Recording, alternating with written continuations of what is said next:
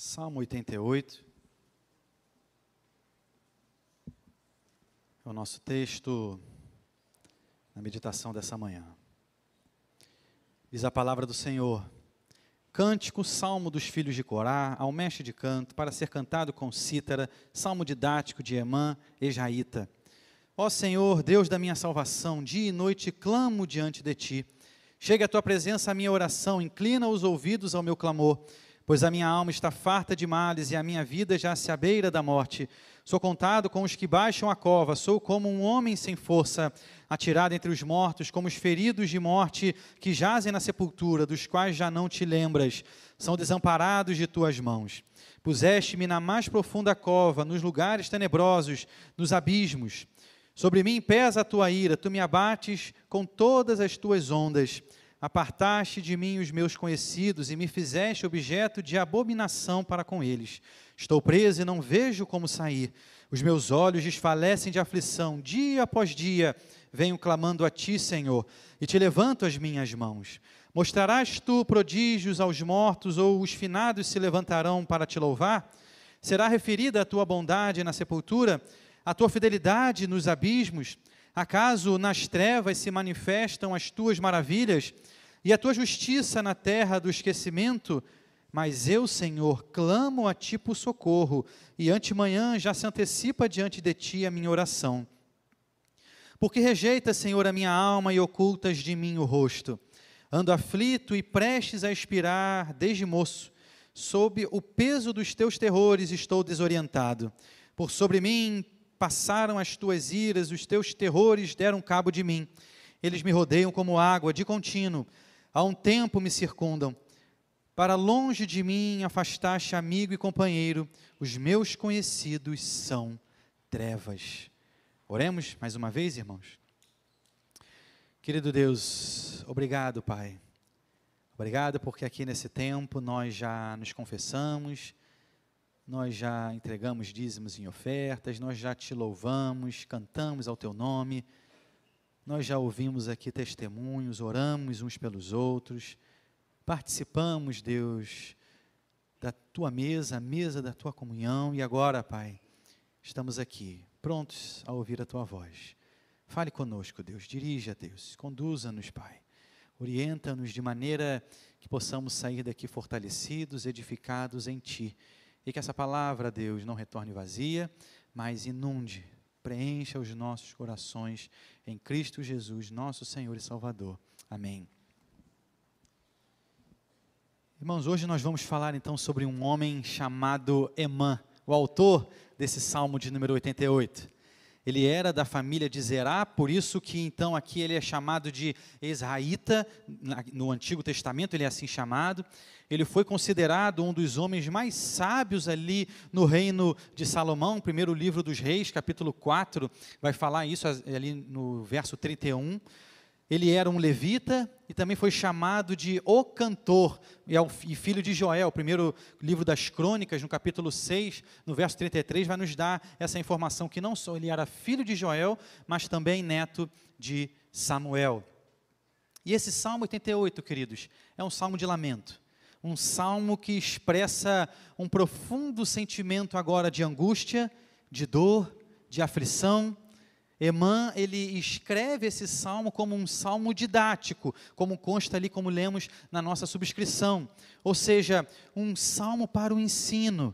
O seu objetivo era ensinar a confiança em Deus, a perseverança na oração, mesmo em meio aos mais profundos sofrimentos. E esse salmo, ele então é adaptado e agora utilizado pelos filhos de Corá ali e cantado então no templo ao som da cítara. Diferentemente de outros salmos de lamento, esse salmo ele não apresenta, na verdade, esperança alguma. Não vemos nenhuma luz no fim do túnel, mas o tempo todo, Emã, ele trata aqui da sua angústia, da sua dor, da sua aflição, do seu desespero, e o salmo termina então com a expressão trevas. Os outros salmos ainda trazem algum tipo de palavra de esperança, mas esse Salmo 88 não. Por isso que ele é tido como o salmo mais triste da Bíblia, justamente por esse caráter melancólico, sem qualquer esperança ao seu final. E aqui Emã, ele se derrama intensamente diante de Deus. Não sabemos exatamente qual era aqui a causa desse sofrimento, mas sabemos que não era pecado, porque quando o salmo de lamento ele é causado por pecado, geralmente há algum tipo ali de pedido, alguma expressão de perdão e também de arrependimento. Mas nós não encontramos isso aqui nesse salmo. Emã, ele apresenta a sua angústia, a sua dor, mas em nenhum momento ele pede então perdão por alguma coisa. O que sabemos é que ele sofre desde a sua infância, o verso 15 nos mostra isso. Talvez alguma doença ali crônica, quem sabe uma doença mental, alguma melancolia, ou mesmo uma doença física que o atormentava. Mas o maior sofrimento de Emã, aqui nesse salmo, é o fato de Deus estar em silêncio, sem ouvir a sua oração. Para ele, Deus se mantém como que distante dele. Como servo de Deus, Emã, ele experimenta um sofrimento intenso, sem compreender o motivo, então, da sua aflição. Ainda assim, ele persevera nas suas orações a Deus e não abandona a sua fé. Nem todas as histórias, queridas, têm um final feliz, mas isso não significa que o Senhor tenha nos abandonado. Nessa experiência de Emã, registrada aqui nesse Salmo 88, nós podemos observar pelo menos 4 instruções a serem seguidas para quando os problemas chegarem e as nossas orações parecerem, então, não estarem sendo respondidas pelo nosso Deus. A primeira orientação que o nosso texto nos coloca está aí, nos versos 1 e 2. Veja comigo, por gentileza, na sua Bíblia. Buscar ao Senhor pela fé.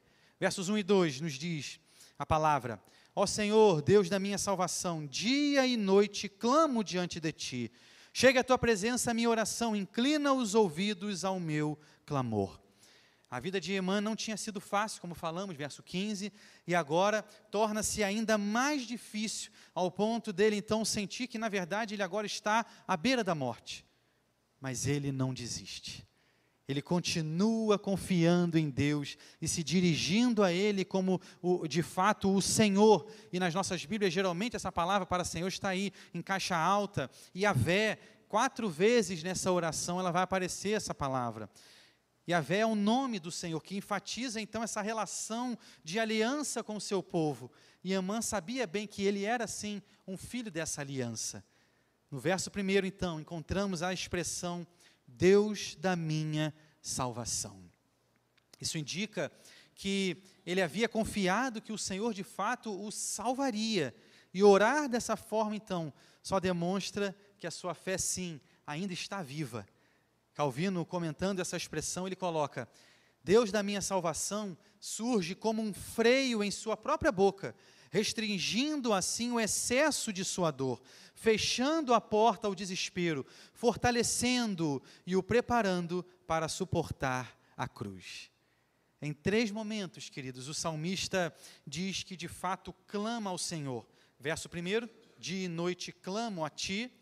Verso de número 2, inclina os ouvidos ao meu clamor. E o verso de número 13, mas ao Senhor clamo a Ti por socorro.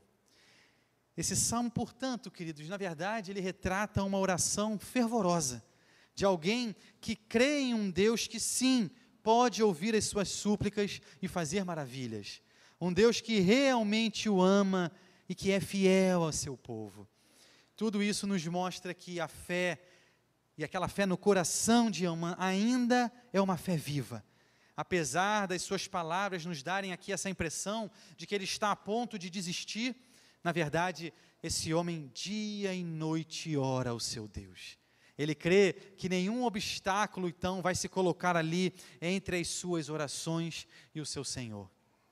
Queridos, não importa como nos sentimos, não importa a circunstância, o momento em que você vive, não importa nem mesmo o lugar onde você está. Você e eu sempre podemos buscar ao Senhor e colocar diante dEle os nossos fardos, as nossas lutas, os nossos problemas em oração. Buscar ao Senhor pela fé é um exercício que sabemos bem não ser fácil.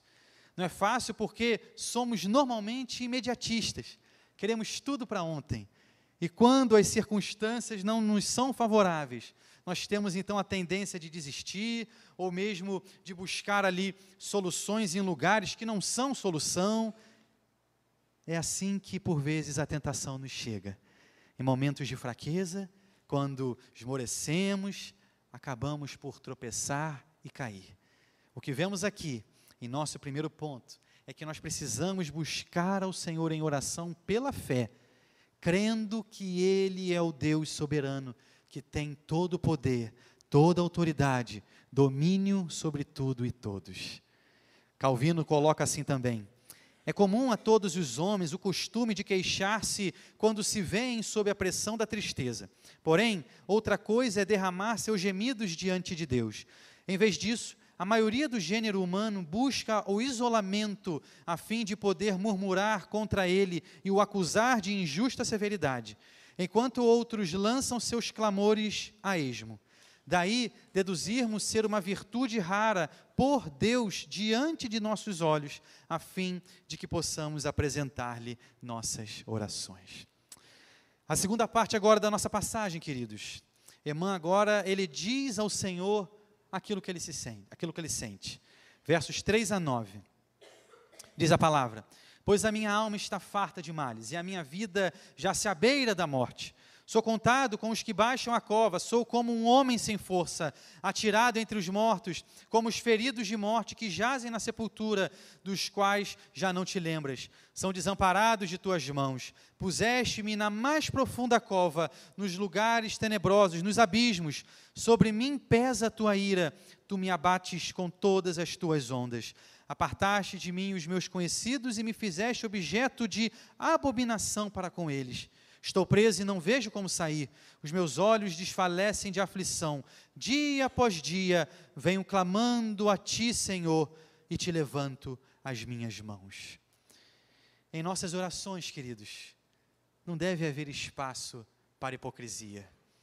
Se eu desejo viver em comunhão, em intimidade com Deus, eu preciso ter a mais completa transparência na oração. Sempre atento a não dizer ao Senhor aquilo que não seja verdadeiro, que não seja sincero. Pessoas que até mesmo em suas orações buscam como que justificativas para os seus erros, chegando ao ponto de querer então convencer na verdade o próprio Deus de que estão certas. Adão e Eva nos mostraram que isso não é possível. Tentar agora maquiar uma situação, maquiar uma realidade, porque o Senhor é aquele que tudo vê, que tudo sabe. Tentaram se esconder e depois então jogam ali a culpa um no outro. Não, foi a mulher que tu me deste. Não, foi a serpente. Ao contrário, queridos, do primeiro casal. O salmista aqui, ele confessa que a sua alma está farta de males e que se sente como um morto-vivo, porque ele diz: a minha vida já se abeira da morte. Ele coloca no verso 5 que se sente como os feridos de morte que jazem na sepultura, dos quais já não te lembras, são desamparados de tuas mãos. A revelação aqui nesse momento, queridos, sabemos bem, ela ainda não estava totalmente completa. Ainda não se tinha detalhadamente toda a revelação sobre a questão da morte, sobre a questão da vida eterna. Ele aqui não tem mais forças e se sente, na verdade, abandonado pelo Senhor. Mas sabemos que Deus, queridos, não nos abandona. O nosso Deus, Ele não se esquece do seu povo, mesmo após a morte. Deus não deixa de se importar com os seus. O cuidado do nosso Deus, queridos, por nós, é um cuidado eterno. Salmo 145, de 18 a 20, vai nos dizer: perto está o Senhor de todos os que o invocam, de todos os que o invocam em verdade. Ele acode à vontade dos que o temem, atende-lhes o clamor e os salva. O Senhor guarda a todos os que o amam. Mas o que vemos aqui é que Emã, ele afirma ser o Senhor o responsável pelos males que o afligem. Versos 6 e 7. Puseste-me na mais profunda cova, nos lugares tenebrosos, nos abismos. Sobre mim pesa a tua ira. Tu me abates com todas as tuas ondas. Foi a própria mão do Senhor, queridos, quem colocou Emã ali, na cova, no túmulo. E a ira de Deus flui sobre ele como as ondas do mar.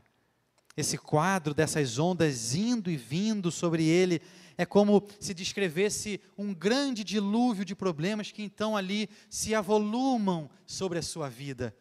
Assim, ele agora externaliza o que ele sente, o que ele tem vivido, as suas aflições, as suas angústias.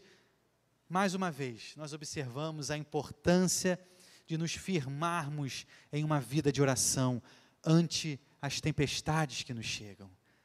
Calvino usa até uma expressão muito interessante aqui. Como tão terrível enxurrada não o impede de elevar seu coração e orações a Deus, podemos aprender de seu exemplo a lançar a âncora de nossa fé e orações diretamente ao céu, ante todos os perigos de naufrágio a que porventura sejamos expostos. Versos 8 e 9. Apartaste de mim os meus conhecidos e me fizeste objeto de abominação para com eles. Estou preso e não vejo como sair. Os meus olhos desfalecem de aflição. Dia após dia, venho clamando a Ti, Senhor, e Te levanto as minhas mãos. Qualquer, queridos, que tenha sido aqui a enfermidade, ela foi causada pelo Senhor e gerava a todos que o cercavam ali uma espécie de repulsa. Seus amigos o evitavam. Ou seja, Emã, ele vivia uma vida solitária e sente como não só as pessoas, mas o seu Deus o tivesse abandonado. Afirma ser como que um prisioneiro sem qualquer esperança de escapar. Esse quadro que, em um primeiro momento, nos parece ser tão trágico, nos mostra alguém que, mesmo fragilizado pelas dores, pela enfermidade, não deixa de levar ao Senhor a sua oração. Não andeis ansiosos de coisa alguma, em tudo, porém, sejam conhecidas diante de Deus as vossas petições pela oração, pela súplica, com ações de graças. É o que Paulo nos coloca em Filipenses 4, verso 6.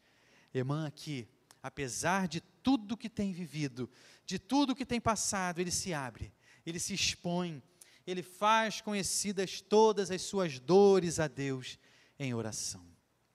A terceira parte do nosso texto, queridos. Emã, então, agora ele vai defender a sua causa perante o Senhor.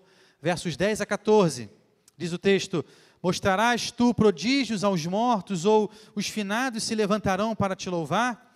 Será referida a tua bondade na sepultura, a tua fidelidade nos abismos?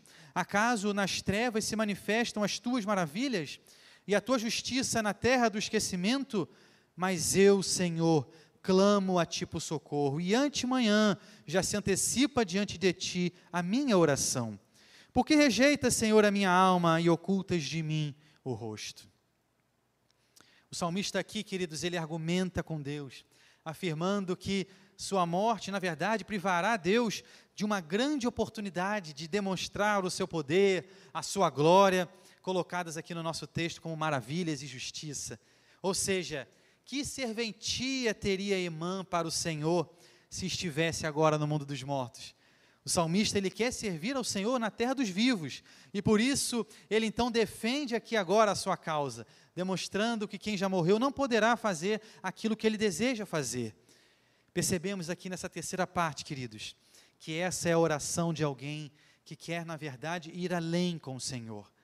Emã, ele tem vivido dias difíceis, duros, lutas muito intensas, essa enfermidade que aqui o consome, e ele expõe ao Senhor tudo o que está no seu coração, mas notamos que ele deseja de fato é louvar, adorar ao seu Deus, dar testemunho do Senhor. E ele pergunta nos versos 10 e 11, se os mortos, eles se levantam para louvar a Deus, e se eles falam da bondade, da fidelidade do Senhor. Ou seja, Emã é alguém que deseja servir ao Senhor, deseja ser usado por Deus como um verdadeiro canal da sua graça. Alguém que entendeu que viver para o Senhor não é viver para si mesmo, mas sim viver também para o outro, dando testemunho, anunciando, amando, sendo a mão do Senhor onde quer que o Senhor o leve. Esse é o desejo do salmista e deve ser o nosso também. Como por vezes, queridos, nos pegamos em orações que falam tão somente a nosso respeito, Senhor, eu quero isso. Senhor, o desejo do meu coração é esse. Mas como também, queridos, é importante contemplarmos os outros nas nossas orações. Como cristãos, precisamos olhar também para o outro e orarmos ao Senhor para que nos use também em benefício do nosso irmão, das pessoas que nos cercam. O salmista coloca no verso 13 que logo de manhã ele já está ali, orando ao Senhor. Mesmo em meio a tantas lutas, ele permanece em oração. Ele defende a sua causa perante o Senhor, uma defesa de alguém que deseja, sim, servir mais e melhor ao seu Deus. A quarta parte agora da nossa passagem, queridos, encontra-se no verso de número 15, de 15 a 18, talvez a parte mais difícil para todos nós, esperar pela resposta do Senhor. Veja comigo, por gentileza. Ando aflito e prestes a expirar desde moço. Sob o peso dos teus terrores estou desorientado. Por sobre mim passaram as tuas iras, os teus terrores deram cabo de mim. Eles me rodeiam como água de contínuo, há um tempo me circundam. Para longe de mim afastaste amigo e companheiro, os meus conhecidos são trevas. Como dissemos no início, não sabemos exatamente qual foi essa aflição que a manteve, ainda na sua juventude, mas é triste pensar que ele sofria todos os dias e o dia todo. Nem sequer conseguia se lembrar de uma época em que desfrutasse ali de boa saúde. A ira de Deus então pesou sobre ele, de modo que ele está quase que se afogando naquelas águas e não há ninguém para salvá-lo. Ele está sozinho. Ele acaba se escondendo dos olhos daqueles que observam o seu constante sofrimento. Assim como os amigos de Jó. Pode ser até que esses amigos dele dissessem: deve ter sido um pecado grave para que o Senhor então o afligisse dessa forma. Mas ele continua orando, buscando socorro em Deus. Em Jó, capítulo 13, verso 15, a Nova Versão Internacional traz assim: embora ele me mate, ainda assim esperarei nele. Salmo 27, 13 e 14, nos fala: eu creio que verei a bondade do Senhor na terra dos viventes. Espera pelo Senhor, tem bom ânimo, e fortifique-se o teu coração. Espera, pois, pelo Senhor. Esse é um exercício, queridos, por vezes tão difícil para nós. Esperar no Senhor só é possível àqueles que entendem que a resposta certa dos lábios vem do Senhor. Esperar no Senhor é para aqueles que entendem que essa resposta pode não ser exatamente a resposta que gostaríamos de ter, por isso é tão difícil, mas extremamente necessário para a nossa espiritualidade, para a nossa fé, para a nossa vida em comunhão com o Senhor. Chegamos à nossa conclusão, queridos. Aprendemos com o salmista, portanto, a buscar o Senhor pela fé. Também aprendemos a dizer ao Senhor como nos sentimos, abrindo os nossos corações, nos derramando na sua presença. Aprendemos a defender a nossa causa diante dEle e aprendemos a esperar pela resposta do Senhor, independente das circunstâncias que vivemos. Apesar de ali isolado do auxílio dos outros, Emã ainda foi capaz de chamar a Deus como seu Salvador. É aqui, queridos, aonde repousa, portanto, toda a esperança desse salmo. Em dias em que não há luz, mas trevas, o cristão ele precisa caminhar confiando em Deus. Isaías 50, verso 10, nos diz assim: quem há entre vós que tema ao Senhor e que ouça a voz do seu servo? Aquele que andou em trevas sem nenhuma luz, confie em um nome do Senhor e se firme sobre o seu Deus. Essa palavra de Isaías, queridos, é tal como uma promessa. Aquele que vive sua vida seguindo os ensinos do servo do Senhor, não mais andará em trevas, mas caminhará na luz. O servo aqui, queridos, é Cristo Jesus. A promessa é para todos nós. Por isso, assim como o salmista, busque o Salvador em oração. Apegue-se a Ele. Em João 8, verso 12, o próprio Cristo assim nos diz: eu sou a luz do mundo.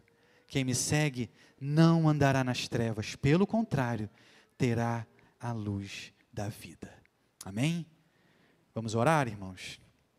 Você vai ter aí 1 minuto de oração silenciosa para colocar diante do Senhor tudo aquilo que por vezes tem, de fato, trazido a você dor, luta, dificuldade. Talvez assim como o salmista, você esteja passando por graves problemas, por questões que só você e o Senhor sabem. Mas assim como o salmista, nós somos convidados a colocar as nossas vidas, essas questões, em oração. Como por vezes a nossa rotina, o nosso dia, nos rouba o tempo precioso de intimidade, de comunhão com o nosso Deus em oração. Aproveite esse tempo. Ore ao Senhor, rogando: Senhor, que eu de fato seja um homem, seja uma mulher de oração. Que eu verdadeiramente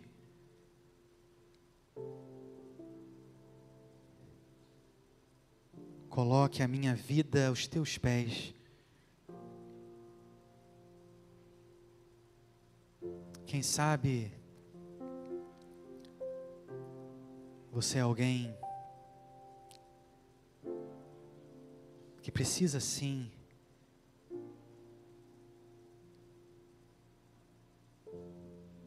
se expor ao seu Deus.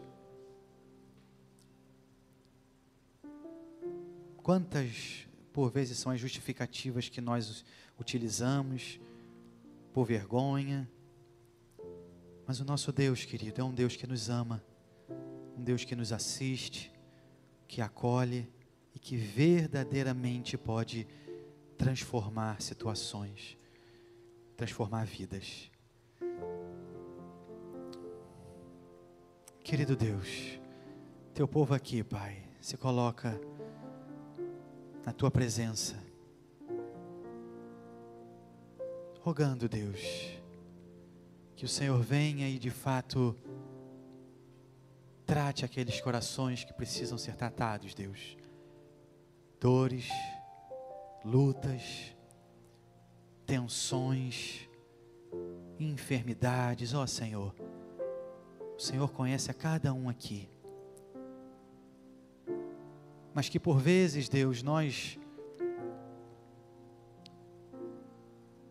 deixamos de orar, confiamos tão somente no nosso braço, na nossa força, ou por vezes nos outros,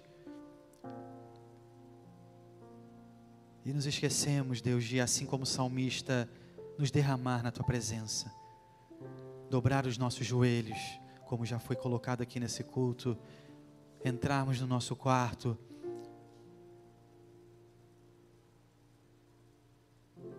porque sabemos, Deus, que o Senhor é o Deus de perto, o Deus que caminha conosco, o Deus Emanuel. Portanto, Pai, fortaleça a nossa fé, a nossa comunhão contigo. Em Cristo Jesus, nosso Senhor, é que nós te oramos. Amém.